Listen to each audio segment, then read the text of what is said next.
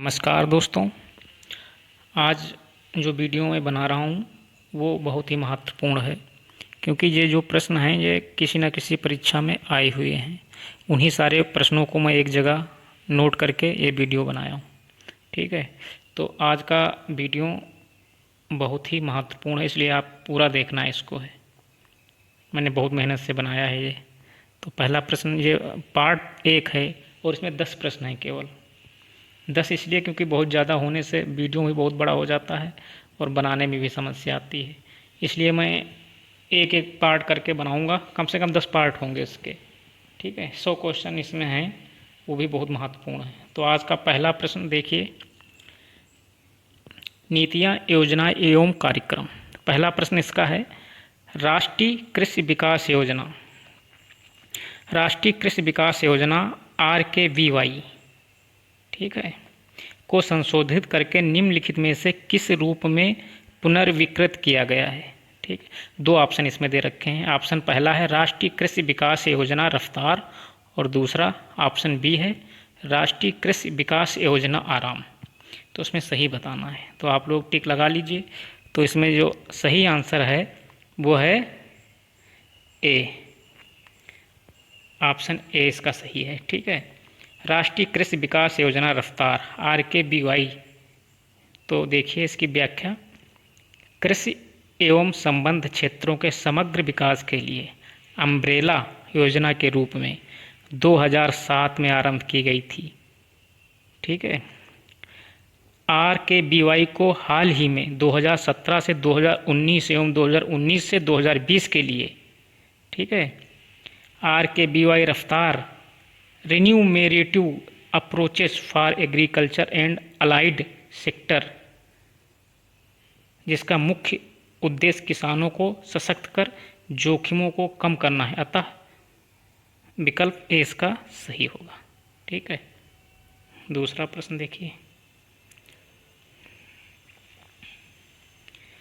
प्रधानमंत्री किसान सम्मान निधि योजना के तहत किसान परिवारों को एक साल में कितने हजार रुपए का लाभ प्रदान किया जाएगा। तो आप लोग लगाइए अपना टिक, मैं बता रहा हूँ। इसका सही जो रहेगा वो रहेगा वी, 6,000 रुपये। 6,000 रुपये इसका सही है। ठीक है, देखिए क्यों।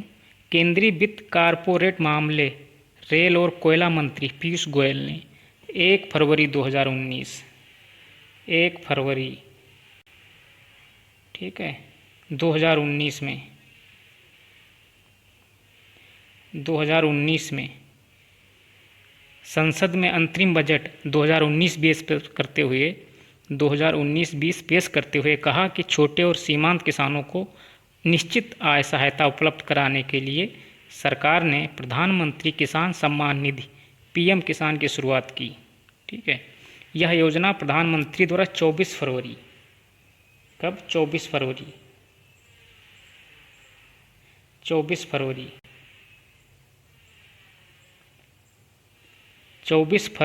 को उत्तर प्रदेश के गोरखपुर से प्रारंभ की गई। ये महत्वपूर्ण है, गोरखपुर। कहाँ से शुरू की गई थी? गोरखपुर से शुरू की गई थी 24 फरवरी को। ठीक है, इस योजना के तहत 2 हेक्टेयर तक कुल कृषि योग्य भूमि जोत वाले किसान परिवारों को प्रति परिवार प्रति वर्ष 6,000 का लाभ दिया जाएगा। यह लाभ 3 समान किस्तों में देय होगा, जो प्रत्येक 4 माह में प्रदान की जाएंगी। ठीक है, नेक्स्ट प्रश्न नंबर 3, जनवरी 2000 में शुरू की गई राष्ट्रीय कृषि उच्चतर शिक्षा परियोजना किस संस्था द्वारा लॉन्च की गई है। ये बहुत महत्वपूर्ण प्रश्न है। प्रश्न नंबर 3, आपको बताना है वो संस्था कौन सी है। तो ऑप्शन भी दे रखे हैं। पहला ऑप्शन है राष्ट्रीय गन्ना अनुसंधान संस्थान, ऑप्शन बी है भारतीय कृषि अनुसंधान परिषद। ठीक है, तो इसका जो सही रहेगा वो रहेगा भारतीय कृषि अनुसंधान परिषद। ठीक है, बी वाला। 30 जनवरी 2019 को, कब, 30 जनवरी 2019 को भारतीय कृषि अनुसंधान परिषद ICAR ने 1100 करोड़ रुपए की लागत से महत्वाकांक्षी राष्ट्रीय कृषि उच्चतर शिक्षा परियोजना की शुरुआत की है। ठीक है, नेक्स्ट, एग्री उड़ान कार्यक्रम। एग्री उड़ान कार्यक्रम का मुख्य उद्देश्य क्या है? देखिए, एग्री उड़ान कार्यक्रम का मुख्य उद्देश्य क्या है? तो प्रश्न नंबर 4, 2 ऑप्शन है इसके। कृषि क्षेत्र में स्टार्टअप क्रांति लाना, ऑप्शन बी है फील्ड स्तर पर सिंचाई में निवेश करना। ठीक है, तो इसका जो है सही रहेगा वो रहेगा ऑप्शन ए। ठीक है, ऑप्शन ए इसका सही रहेगा। कृषि में क्षेत्र स्टार्टअप क्रांति लाना। ठीक है, ये सही है। किसानों को बिजनेस स्किल से लैस करने और खेती बाड़ी में नए प्रयोगों और स्टार्टअप्स को बढ़ावा देने के उद्देश्य से सरकार ने 4 अगस्त 2017 को 4 अगस्त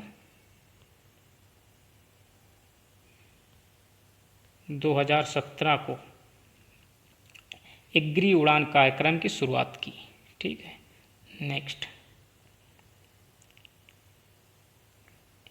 क्वेश्चन नंबर 5। देखिए, 21 दिसंबर 2017 को संचार मंत्रालय द्वारा ग्रामीण आबादी के वित्तीय समावेश के लिए कौन सी परियोजना लॉन्च की गई? तो इसको आपको बताना है वो परियोजना कौन सी थी। तो इसमें ऑप्शन 2 हैं। पहला ऑप्शन है समर्पण योजना, दूसरा है दर्पण योजना, तीसरा है अर्पण योजना। तो सही ऑप्शन इसका आपको बताना है। तो ये हो जाएगा दर्पण योजना, बी सही इसका है, दर्पण योजना। संचार मंत्रालय द्वारा 21 दिसंबर 2017 को सेवा की गुणवत्ता में सुधार करना तथा बैंक सेवा में वंचित ग्रामीण आबादी का वित्तीय समावेशन सुनिश्चित करने के उद्देश्य से दर्पण योजना शुरू की गई। और दर्पण का जो फुल फॉर्म होता है वो है digital advancement of rural post office for a new India. ठीक है, नेक्स्ट, क्वेश्चन नंबर 6। उत्तम ऐप विकसित किया गया है किसके द्वारा? ठीक है, आपको बताना है ये जो है किसके द्वारा विकसित किया गया है। ऑप्शन 2 दे रखे हैं।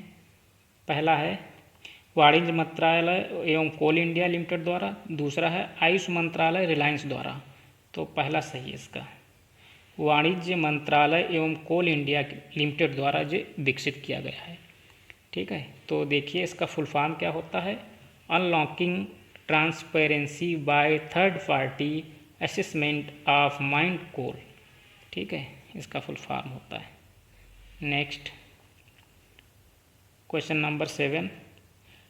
प्रोजेक्ट मौसम किस मंत्रालय से संबंधित है? ठीक है, देखिए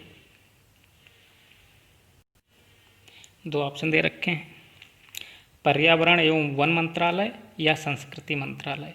तो सही इसका जो रहेगा वो रहेगा संस्कृति मंत्रालय, बी। ठीक है, प्रोजेक्ट मौसम संस्कृति मंत्रालय के तहत प्रारंभ किया गया कार्यक्रम है। बृहत स्तर पर परियोजना का लक्ष्य हिंद महासागर के 39 देशों के मध्य संचार संपर्क को पुनः स्थापित करना है, जिससे सांस्कृतिक मूल्यों और आर्थिक संबंधों में और अधिक घनिष्ठता आएगी। सर्वप्रथम प्रोजेक्ट मौसम की शुरुआत जून 2014 में विश्व सांस्कृतिक समिति की 38वीं बैठक में किया गया था। कब किया गया था? जून 2014 में। ठीक है, नेक्स्ट,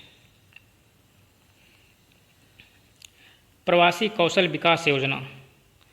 प्रवासी कौशल विकास योजना कब शुरू की गई थी? तो ये शुरू की गई थी, ऑप्शन देखिए पहले, 8 जनवरी 2017, 9 जनवरी 2017 को। तो ये देखिए 9 जनवरी 2017 को शुरू की गई थी। यह है क्या?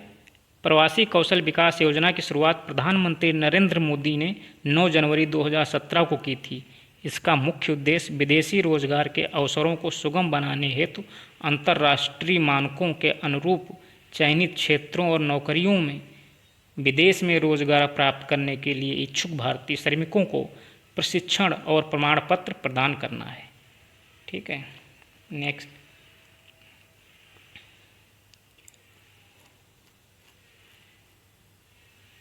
प्रश्न संख्या 9, भारत को जानो कार्यक्रम का 54वां संस्करण 2019 में जारी किया गया था। इसमें भागीदार राज्य कौन से, ये बताना है आपको। इसमें 2 राज्य दे रखे हैं, हरियाणा दे रखा है, पंजाब दे रखा है। ठीक है, इसमें बताना है कौन सा ऐसा था जो भागीदार था। ठीक है, तो इसमें पंजाब और हरियाणा, पंजाब और हरियाणा, इसमें दोनों राज्य शामिल हैं। पंजाब हरियाणा भी है और पंजाब ही, इसका मतलब ये दोनों राज्य इसमें शामिल हैं। तो इसका क्या हुआ मतलब, भारत को जानो कार्यक्रम भारत सरकार की एक महत्वपूर्ण पहल है जो 18 से 30 वर्ष के भारतवंशी छात्रों और युवा पेशेवरों के साथ जोड़ने और अपनी मातृभूमि से जुड़ाव महसूस करने तथा भारत में होने वाले परिवर्तन से अभिप्रेरित करने के उद्देश्य से शुरू की गई। ठीक है, नेक्स्ट और आज का अंतिम प्रश्न, सिक्योर हिमालय परियोजना के तहत इनमें कौन सा राज्य शामिल नहीं है। ठीक है, आपको बताना इसमें कौन सा राज्य शामिल, उत्तराखंड, अरुणाचल प्रदेश। तो इसमें जो राज्य शामिल नहीं है वो है अरुणाचल प्रदेश, बी। अब इसके 2 राज्य दे रखे हैं, इनके बारे में हम देख लेते हैं। सबसे पहले उत्तराखंड के बारे में जानते हैं। उत्तराखंड जो राज्य है इसकी स्थापना 9 नवंबर 2000 को की गई थी। इससे पहले इसको उत्तरांचल के नाम से जाना जाता था। ठीक है, इसकी राजधानी जो है वो है देहरादून। ठीक है, देहरादून इसकी राजधानी है, देहरादून। ठीक है, और यहाँ के जो गवर्नर हैं, राज्यपाल,